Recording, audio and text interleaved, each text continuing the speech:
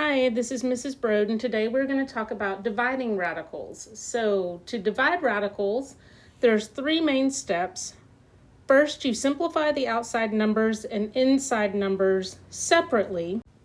Then you simplify the radical, and finally you rationalize if there's a radical in the denominator, because there should not be a radical in the final answer. All right, so let's look at number one. So number one has everything under the radical, 3/16. So the first thing I want to look at is, can I simplify 3/16, or do I, are they both perfect squares? One is not. I can see that I can't simplify, so I am going to split these up into their own radicals. So I'm going to have the square root of 3 divided by the square root of 16. Now with that, what I can see is that the square root of 16, that is a perfect square. 3 is not. So I can't do anything with the square root of 3 except leave it underneath the radical. But I can take the square root of 16, which is 4. And that's going to be my simplified answer because there's nothing else I can break down. I can't break down the 3. The 4 is already out of the radical. So that's how I'm going to leave that final answer. So for number 2, it's a little bit different. They're already separated. We can see that 21 is not a perfect square. 3 is not a perfect square. So I want to do the opposite this time and put it all underneath the radical to see if I can do anything with that fraction. And what I can see is 21 divided by 3 is 7. So I can't take it out of the radical because it's not a perfect square. But I can see that that will simplify down to 7.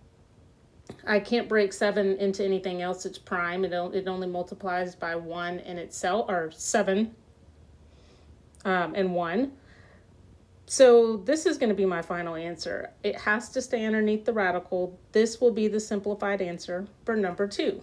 It's going to be the square root of 7. So let's look at number 3. So one thing about number 3, just like in multiplying, if you can do anything with the numbers outside of the radical, like simplify those, then go ahead and do that first. So what we can see is 8 divided by 4, that can be simplified into 2. The next thing I can see is that 48 is not a perfect square, 2 is not a perfect square, so I'm going to try to combine them underneath a radical to see if there's any kind of simplifying that I could do there. I can see that if I put them both underneath the radical that I can divide 48 by 2 and get 24. So I still got that, I've still got that 2 on the outside. But now on the inside, I've simplified it to 24. So I've got 2 times the square root of 24. So this is where we want to think about our factors of 24 and if we could find any perfect squares. Well, we know 1 times 24, that's not going to work. 2 times 12, neither of those are perfect squares. 3 times 8, that's not going to work. 4 times 6, so the square root of 4 and the square root of 6, we do know that the square root of 4 is 2. So what I can do with that is pull out another 2 and multiply it with the 2 that's already on the outside. And I can see I've got 4 on the outside. I can't do anything with that 6 besides 2 and 3, and those aren't perfect squares, so I leave that underneath the radical.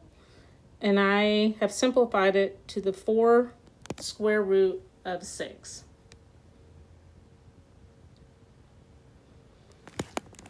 So for number 4, I have a number outside the radical, that's 12, and a number inside the radical, which is 2. So I can't simplify those because they're not considered like terms. I can only simplify the coefficients with coefficients and things under the radical with other things under the radical.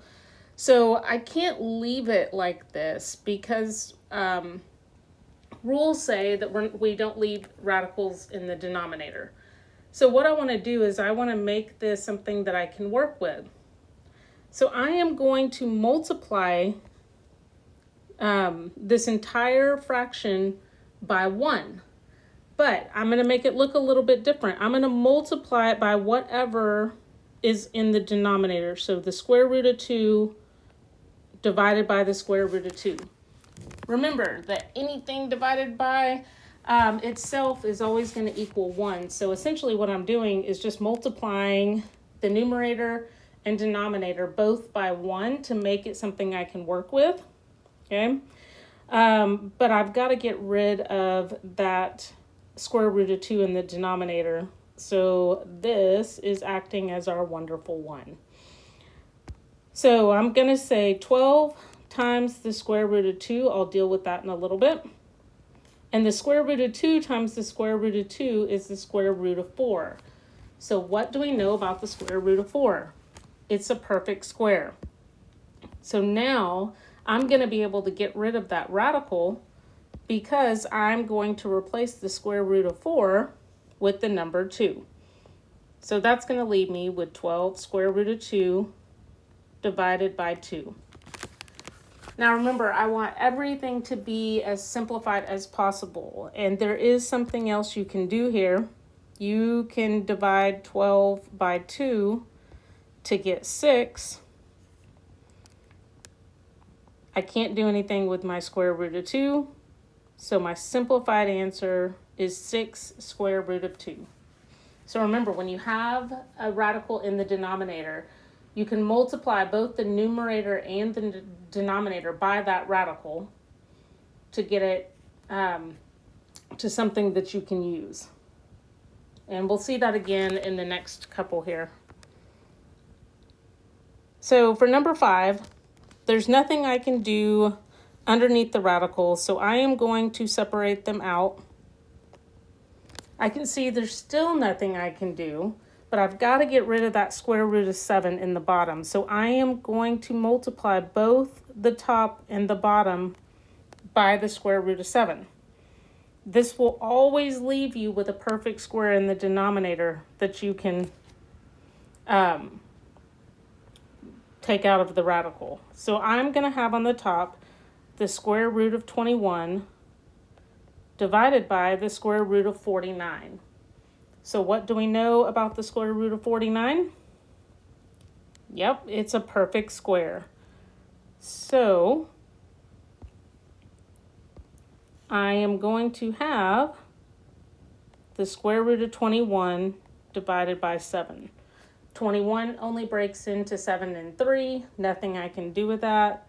This is the simplified answer. So if you look in these last two examples, you will notice that the denominator becomes basically the number that was under the radical. We're just taking it out of square root form.